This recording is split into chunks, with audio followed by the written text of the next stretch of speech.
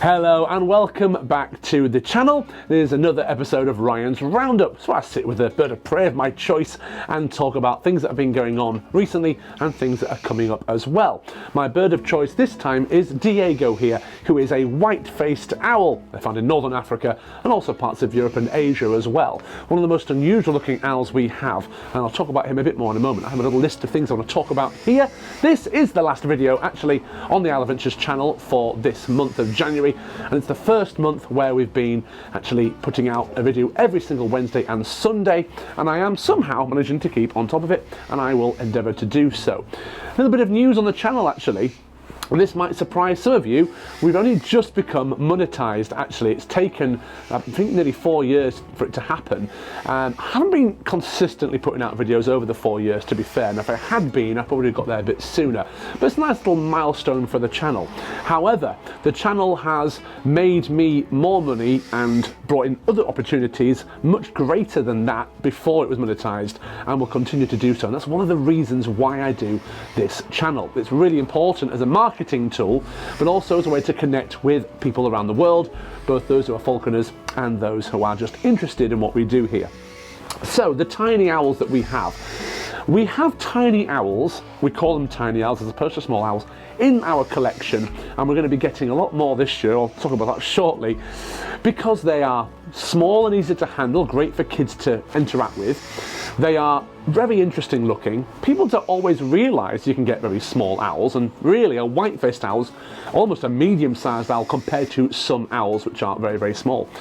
And also they are part of the overall collection. When we're doing a display of some sort, we'll have a tiny owl, a barn owl, an eagle owl, maybe some other type of owl, a hawk or an eagle. So you've got a bit of a variation. Now, this particular owl just looks amazing. They are quite common actually in display work because they're reasonably easy to find in the market of buying owls, so to speak, and they're such an unusual looking bird, very beautiful, striking appearance. What I like about the white-faced owl is the fact that it's essentially a black and white bird with bright orange eyes or amber coloured eyes, so they really stand out against this black and white canvas. He is probably the laziest bird we have. He's 6 years old now, and we actually got him from a lady called Steph, who, if you have been watching the podcast channel that I do, the Falconers Podcast, she was a guest on one of the earlier episodes. She mentions Diego in the video actually, and she sort of gave us Diego. She borrows him now and then for the odd thing, but most of the time we look after him, keep him and take him to various displays and events, and he is very popular. The little ear tufts of course on the head there for communicating, and these thick whiskers around the beak, they're very useful for keeping their face clean and things like that. And of course the white face, where they get the name from, and the black outline around the edge where the ears are hidden within. Now, this particular type of owl used to be known as the white-faced Scops owl. That's how I knew them when I first worked at a bird of prey centre many years ago. But they were reclassified at some point about 10 years ago or so due to DNA mapping and structuring, and the scientists who decide these things decided it's not part of the Scops family. We do have two currently Indian Scops owls, and you do get other types like the Sunder Scops, the Oriental Scops, etc. So a feature that the white-faced owl has, a bit like those ones, is the fact it can change shape very well. A lot of owls can. Tawny owls do it quite a bit. They'll go quite thin if they see something that's a threat. But these guys can really transform, little transformer owl, in quite a magnificent way. It's one of their best features actually. But yeah, very lazy bird, doesn't do much flying. We don't free fly our tiny owls. So having said that, this bird isn't that tiny. He weighs about 7 ounces, which is kind of flyable really. Smaller weights of birds are harder to manage, so really tiny birds, it's a riskier thing to fly them. But I do know people who fly these particular birds free, and maybe we will in the future, but otherwise he eats as many mice as he likes, has fun in the aviary, and gets to go out and look at different things and do a bit of handling a few times a week. So he has a pretty easy life. I don't think he realises how easy his life is compared perhaps to the wild birds, of course. Now, the next 2 months I've written here on my paper, especially the next 6 weeks, are going to be the most challenging I'm going to ever have to face. Essentially, if you're not aware, about a year and a half ago, I decided to grow this business. I thought to myself, look, if I carry on the way I am, it's a great lifestyle. I get to go out and do flying shows, school visits with my birds. I really love it, never tire of it. But essentially, it's like being at school on repeat the same year over and over. I'm not really getting anywhere with it. I'm just kind of earning a living and enjoying life. Time can be an issue, cash flow can be an issue, but otherwise, you know, things are fine. And I thought to myself, if I carry on like this, in 20 years, 30 years, I'll get to a point of retirement, and what will I have left? A few owls to sell? So I thought, no, I want to be really creative, and I am a creative person. When I was a kid, I wrote stories all the time, and I learned to play piano, started writing songs. I produced shows and pantos. In fact, people are still paying me to do that every now and then. So really, building a business is about me being creative. I love building a team, and that's going really well. And I love the way we're expanding and finding new venues to fly our birds at, new customers all around the country. Now, the reason why the next 6 weeks to 2 months are going to be so challenging is because at the beginning of this year, I said, right, it's time for us to get another hub set up. It's time for us to hire more people, buy more birds, and really expand physically, as it were, and make a really efficient business with our birds of prey and doing all the bookings we're doing. So I kind of said, hello, can we do this to that person? And I'll send an email to that one. Can we maybe offer you this? And let's put out a feeler for that. And I thought maybe one or two of them would happen, would come to fruition. It turns out that all of them have actually come to fruition. They're all happening at the same time. And there's even an additional thing that we didn't expect that came up. So in the first Owl Diary of this month, in January 2025, I put out a video which was called the 6 Things I'm Excited About. And one of the things that's happening, which is a result of a viewer of this channel, was not on that list. You could say it's beyond my wildest dreams, because it's just not something I would have imagined. I can't really reveal it fully, but what I can say is that as a result of a good hour or so's video conversation with somebody, a fellow falconer, I am in March, tickets are booked, I'm flying over to another country, not going to say where just yet, to discuss plans for the future for a very exciting project, which is just, when I've told other people about this in person, their face has generally been like that, like it's blown their mind. It's blown my mind. How I'm sleeping, I don't know. It's so exciting. And I will be doing a full video on that trip and show you exactly what it's about. You'll see that in a couple of months.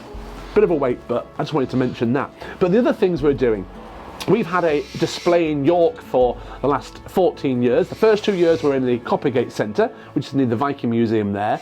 And we're in talks at the minute with the management there to do a static display every now and then in that venue again. Actually, it's a really busy little area. And there's a section with AstroTurf on already, which no one really goes on. So we can sort of set up there, it'd be perfect to do that on the odd weekend or school holiday. We then had, so that was 2011, 2012 originally there. We then had a display in a churchyard, which was the oldest church in York, a medieval church, well over 1,000 years old. And in the gardens there, we did a display in 2013. So then in 2014, up to the end of 2024, we did the display in the York Museum Gardens, where we did flying experiences, flying shows, loads of handling, loads of talks on the birds. It was a lovely place to work, being among the trees, being among nature. People would go there just to have their lunch because it's such a nice place to be. Yet we were working there ourselves. Now, we have lost that arrangement. We haven't done anything wrong, we've not fallen out with anybody. It's just they're moving in a different direction, that's all. And all good things do come to an end eventually, of course. Now, there were various advantages to the Museum Gardens display, and there were also some disadvantages. One of the big ones is all the weather issues. So heat waves in the summer, windy days throughout the year, heavy rain, storms in the summer and the winter. And of course, in the winter months, sort of autumn and winter and even early spring, it can be very, very cold. Also, the weekends were pretty good, the school holidays were busy, but we relied on footfall, and during the weekdays it could be very, very slow. But we didn't really care too much because it was nice to be out with the birds. You're spending time with a team of birds, and they might go the following day with a different team of birds, and you're handling them, you're able to spend time with them, monitor their behaviour, flying them if they're flying birds, and at the same time you would have a handful of people come in, hold the birds, you'd have tour guides coming and do little talks for them. And even the quiet days felt kind of busy, even if we weren't making a lot of money. It was just nice to be out there. Not great from a business point of view though, having quiet days and having loads of days you can't run it. In fact, in the winter months, we did try it one winter, we were hardly ever there, the weather was so bad, and we just kind of ruined the grass if we do. So even the management said, actually, you can't be here in winter. So I've started to think about what can we do as an alternative. York is one of the busiest tourist spots in the UK. It has millions of visitors every year from all around the world, and we didn't want to start losing out on that customer as we've been doing it for the last 14 years. So I'm looking at an indoor option in York itself, which would provide us with the ability to do handling, maybe flying, maybe just talks on the owls, bring different birds in, and maybe mix it with a bit of a retail element as well. And I am about 85%, maybe more than that actually, certified to have found something. We're going through the processes at the minute. In fact, tomorrow me and my team are going to go and visit this location. I'm going to be taking some ID so that the solicitors can do a check on me, as it were, like a what do you call it, identity check, and start drawing up a contract. And if it all works out, it'll provide us with something we can run all the time, even when the weather is bad. But again, I can't announce exactly what it is yet. There will be a video on it as well. I already know in my mind what the video will look like as well. It's just going to be an amazing opportunity for us. If we get that up and running, it's going to be better than the York Museum Garden was, and it just gives us some stability essentially.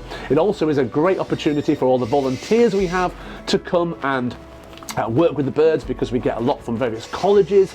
They're doing their volunteer hours as part of their course, so that's really important. We had a lot of them go to the gardens, so we want to offer them that opportunity. In fact, I'm going to one of the colleges this week to do mock speed interviews for people who want to work with animals, so that's going to be a bit of fun.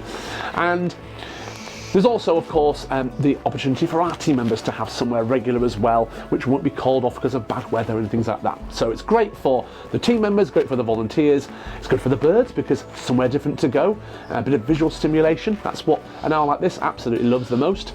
And so overall, it's going to be a fantastic thing. So look out for what I tell you on that one. Van crash update, not much to say. It's now been taken away. I'm waiting for the insurance company to pay off the lease company. I'm trying to lease another van because we need one for the next hub we're setting up. We're building that in February. So this is why my next sort of 6 weeks are crazy. I'm setting up something, well, in March I'm going abroad for a few days. February we're building a new hub, as it were, and there's a documentary style video I'm producing on the whole process from when we first said we're going to get a southern hub up to this one being set up. And again, a video will all about that will come out, and we're revealing all very, very soon. But it's what I will say is the aviary block is 80 foot wide or long, so it's going to be a fantastic little centre. I'll show you how we all build it all and everything, and the birds are put in there. And because I'm setting up that, because there's another hub that might want to be set up in the Cambridge area, because I'm possibly going to set up a little bit later this year another hub in the northeast as well, we found a location for that. That means there's a lot of birds I'm going to have to buy, and at the minute we have just over 20 birds. We're going to end up with probably 50 or more by the end of this year, and of course breeding season is this spring and summer, so expect a lot of videos on baby owls and other birds of prey we're going to be rearing and training. And I can just vision it now in my house, probably mid-April. I'm going to have boxes with towels in all over the place with baby birds in. Of course, doing that, we're very careful the bird doesn't get out and get into another bird's box, because even baby owls can eat each other. If you're not quite there for feeding time and they eat so much, that can happen as well. So I'll have to maybe put them in different rooms and just think of some safety protocols there, but it's going to be a wild time. Now, can I fit it all in my time? Because I've got to do all this work whilst still doing the various work I'm doing now. I'm going out to do 2 care home bookings today. I just had one of the full-timers go off this morning to do 2 more bookings today, and then another 2 tomorrow, and I think he did 10 last week. So, you know, we're still actively fulfilling the bookings. I'm still doing the various work on site, lots of to-do jobs here, bits of maintenance and things. I hired a pressure washer the other day just to give the whole lot a really good clean. Even the walls at the back here got cleaned, because if water gets in, you see it's a little bit damp. That's because I washed it recently. It can get a little bit green, so trying to keep on top of stuff. So it's such a challenge. Now, from the outside world, or an outside viewer, shall I say, it will look like I will have achieved all these things in the same sort of few weeks, but actually it's segregated over a series of weeks throughout February and into March.